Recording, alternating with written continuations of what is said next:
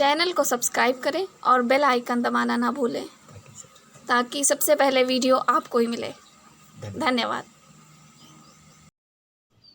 नमस्कार, मैं शरद वर्मा और फिर से आपका स्वागत करता हूं हमारे इस चैनल पर, जहां हम लोग बात करते हैं कविताओं की।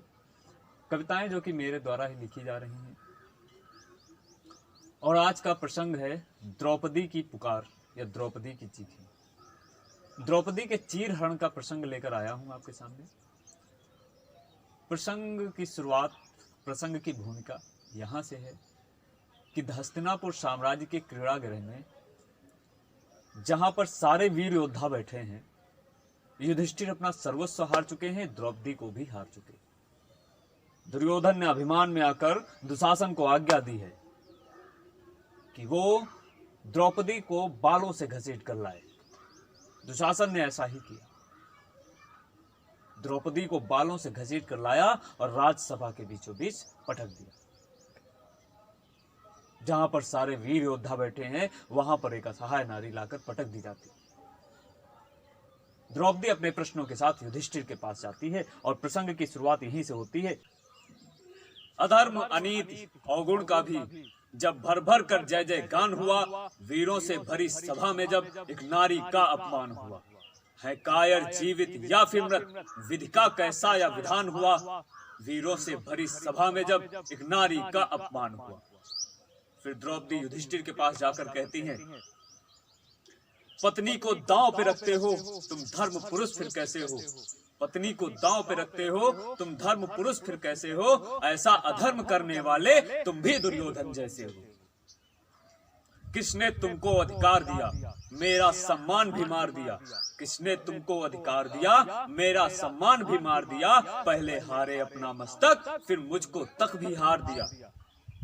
जो वस्तु तुमने हारी है वो वस्तु नहीं एक नारी है। जो वस्तु तुमने हारी है वो वस्तु नहीं एक नारी है। मेरे सम्मान पे तुम ही नहीं, ये चारों भी अधिकारी हैं। युधिष्ठिर से द्रौपदी कहती है कि मेरे सम्मान पर सिर्फ तुम नहीं, ये चार बाकी ये भी तो अधिकार रखते हैं। क्या तुमने इनसे पूछा था मुझे हारने से पहले? मेरे प्रश्नों पर मौन रहे, अब तुमसे आखिर कौन कहे। मेरे प्रश्नों पर मौन रहे, अब तुमसे आखिर कौन कहे। वैसे तो विदुर पितामह तक खामोश यहाँ पर द्रोण रहे। मर ही गई बुद्धि सबकी और छिन्न भिन्न भी ज्ञान हुआ। वीरों से भरी सभा में जब एक नारी का अपमान हुआ। फिर द्रौपदी भीष्म पितामह के पास पहुंचती अपने प्रश्न लेकर, और भीष्म पितामह से कुल की बात करती है। मेरे कुल की यह रीत नहीं, नारी पे दांव की नीति नहीं। मेरे कुल की यह रीति नहीं, नारी पे दांव की नीति नहीं। कहो पितामह इस कुल में भी ऐसा होना ठीक नहीं। कहो पितामह इस कुल में भी ऐसा होना ठीक नहीं। मेरे कुल की मर्यादा है, सम्मान की कीमत ज्यादा है। मेरे कुल की मर्यादा है, सम्मान की कीमत ज्यादा है। वहां कुलवधुओं की रक्षा में शीश गंवाया जाता है।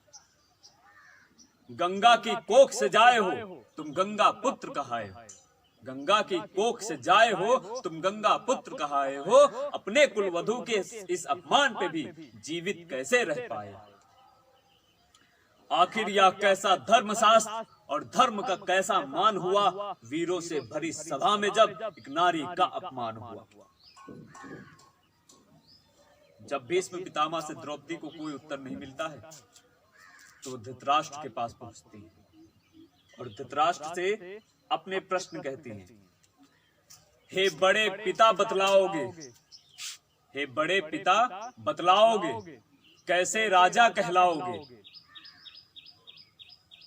हे बड़े पिता बतलाओगे, कैसे राजा कहलाओगे, जब अपने अनुज की पुत्र वधू की लाज बचा ना पाओगे। और आगे बढ़कर वो द्रोण से कहती है, हे द्रोण गुरु क्या कह पाऊं पर आज मौन ना रह पाऊं। हे द्रोण गुरु क्या कह पाऊं पर आज मौन ना रह पाऊं। एक ने हारा एक ने जीता, यह बात मैं कैसे सह पाऊं। हे द्रोण गुरु क्या कह पाऊं पर आज मौन ना रह पाऊं। एक ने हारा एक ने जीता, यह बात मैं कैसे सह पाऊं। तुम दोनों दोनों को आपने ज्ञान दिया, दोनों को आपने ज्ञान दिया, शस्त्रों और शास्त्र का ज्ञान दिया। फिर आज दुर्योधन युधिष्ठिर ने क्यों खुद को ईश्वर मान लिया? कोई ज्येष्ठ पिता, कोई गुरु यहाँ, हर पुरुष मृतक समान हुआ। वीरों से भरी सभा में जब एक नारी का अपमान। फिर दुर्योधन द्रौपदी से कहती है, फिर दुर्योधन गरज कर द्रौपदी से कहता है, उपहास जो गंदे होते हैं वो नाग के फंदे होते हैं। उपहास जो गंदे होते हैं वो नाग के फंदे होते हैं। वो शब्द तुम्हारे तीखे थे, अंधों के अंधे होते हैं। उपहास जो गंदे होते हैं वो नाग के फंदे होते हैं। वो शब्द तुम्हारे तीखे थे, अंधों के अंधे होते हैं। अब से तुम मेरी दासी, अब से तुम दासी हो मेरी, चरणों में रखी जगह तेरी। अब से दासी तुम हो मेरी, चरणों में रखी जगह तेरी। अब धर्म अधर्म का पाठ ना पढ़ा, वो करना जो आज्ञा मेरी। अभिमान से आखिर टूटोगी, उपहास न आगे बोलोगी। अभिमान से आखिर टूटोगी, उपहास न आगे बोलोगी। इस भरी सभा में आज अभी मेरी जंघा पर बैठोगी।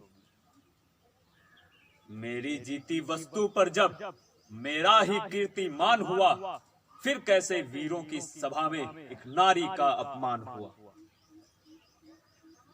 दुर्योधन के मुख से जंघा पर बैठने वाली ये बात सुनकर भीम क्रोध में तिलमिला उठते और क्या कहते हैं, सुनिएगा। इस अपमान को रण में छेड़ूंगा, दुर्योधन तुझे न छोड़ूंगा। इस अपमान को रण में छेड़ूंगा, दुर्योधन तुझे न छोड़ूंगा। है शपथ मुझे इस भरी सभा में, यह तेरी जंघा तोड़ूंगा। इस अपमान को रण में छेड़ूंगा, दुर्योधन तुझे न छोड़ूंगा। है शपथ मुझे इस भरी सभा में, यह तेरी जंघा तोड़ूंगा। फिर कर्ण द्रौपदी से कहते हैं, मुझे सूत पुत्र तू बुलाती है, खुद 5 को पति बताती है। मुझे सूत पुत्र तू बुलाती है, खुद 5 को पति बताती है। इस समाज में ऐसी औरत केवल वैश्या कहलाती है। कर्ण के ये वचन सुनकर अर्जुन कहते हैं, तू कितनी मित्रता निभाएगा, एक दिन तो रण में आएगा। तू कितनी मित्रता निभाएगा, एक दिन तो रण में आएगा। इस अपमान की कीमत में तू अपने प्राण गंवाएगा। द्रौपदी के आंसू से मेरा पुरुषार्थ भी लहू लुहान हुआ। द्रोण शिष्य अर्जुन के सम्मुख एक नारी का अपमान हुआ। फिर दुर्योधन गरज कर कहता है, बंद करो अपने प्रलाप, ना कुछ अधर्म ना कुछ है पाप। तुम भूल रहे हो पांडव पुत्र, मैं स्वामी तुम मेरे हो दास। द्रौपदी को जिसने जीता है उस पर स्वामित्व उसी का है। द्रौपदी को जिसने जीता है उस पर स्वामित्व उसी का है। दुशासन ने मेरे कहने पर इसको बालों से खींचा है। एक आज्ञा चरण पढ़ लो, तुम 5 मेरी शरण पढ़ लो। एक आज्ञा चरण पढ़ लो, तुम 5 मेरी शरण पढ़ लो। और उठो दुशासन, अभी यहाँ द्रौपदी का चीर हरण कर लो। यह सुनकर 5 के शरीर में जैसे रक्त वीरान हुआ। धरती भी बीच से फट जाए, इतना भीषण अपमान हुआ। भीम शपथ लेते हैं इस अपमान को चुकाने के लिए। है प्रणना मात्र दहाड़ूंगा, है प्रणना मात्र दहाड़ूंगा। ये तेरी भुजा उखाड़ूंगा। यदि तूने उसका चीर छुआ, रण में तेरी छाती फाड़ूंगा। द्रौपदी असहाय होकर मन ही मन श्री कृष्ण से गुहार करती है। इस सभा में अब एहसास हुआ, कोई राक्षस कोई लाश हुआ। इस सभा में अब एहसास हुआ, कोई राक्षस कोई लाश हुआ। जिन कोखों से ये सब जाए हैं, उन कोख का मान भी नाश हुआ। मेरे आंसू बह जाएंगे, ये राजमहल ढह जाएंगे। मेरे आंसू बह जाएंगे, ये राजमहल ढह जाएंगे। इस अबला की चीखों को क्या फिर मुरली वाले सह पाएंगे। हे मधुसूदन पीतांबरधारी, हे श्री कृष्ण, हे गिरधारी, अब आकर लाज बचा लो तुम निर्वस्त्र की जा रही नारी। और तुरंत बिजली कड़की, जैसे कि क्रोधित आसमान हुआ। श्री कृष्ण भी जाग पड़े, दुशासन ने जैसे मान छुआ। अपना पीतांबर दे डाला, हर कोई तब हैरान हुआ। खींच खींच गिर गया दुशासन, दुर्योधन का चूर अभिमान हुआ। पांचों की आंखों के प्रत्यक्ष आंगन जैसे शमशान हुआ। युद्ध का भी प्रण कर डाला, युद्ध का प्रण भी कर डाला। द्रौपदी का जब अपमान हुआ। हाथों में छिपी सिसकियों से पुरुषार्थ का ना फिर गान हुआ। हाथों में छिपी सिसकियों से पुरुषार्थ का ना फिर गान हुआ। वीरों से भरी सभा में जब एक नारी का अपमान हुआ। वीरों से भरी सभा में जब एक नारी का अपमान हुआ। द्रौपदी चीर हरण का ये प्रसंग यहीं पर समाप्त किया जा रहा है। उम्मीद करते हैं कि आपको पसंद आया होगा। यदि पसंद आया तो आप कमेंट में जरूर बताइए। कौन सी पंक्ति आपको ज्यादा पसंद आई ये भी बताइए। और चैनल को सब्सक्राइब जरूर करिए। देखिए, सब्सक्राइब करने से आपका मान घटेगा नहीं, बल्कि आपका मान बढ़ेगा। और यह भी तय हो जाएगा कि आपका दिल कितना बड़ा है। यदि वीडियो पसंद आया तो लाइक कीजिए, चैनल को सब्सक्राइब कीजिए, लिंक को शेयर कीजिए और अगले वीडियो तक प्रतीक्षा जरूर करिए, क्योंकि अगला वीडियो बहुत ही जल्द आने वाला है। और अगला वीडियो जो आएगा वो भी इसी तरह से किसी ना किसी एकदम बढ़िया प्रसंग पर कविताओं के माध्यम से आपको पहुंचाया जाएगा। तब तक घर पर रहिए, स्वस्थ रहिए, सुरक्षित रहिए। धन्यवाद।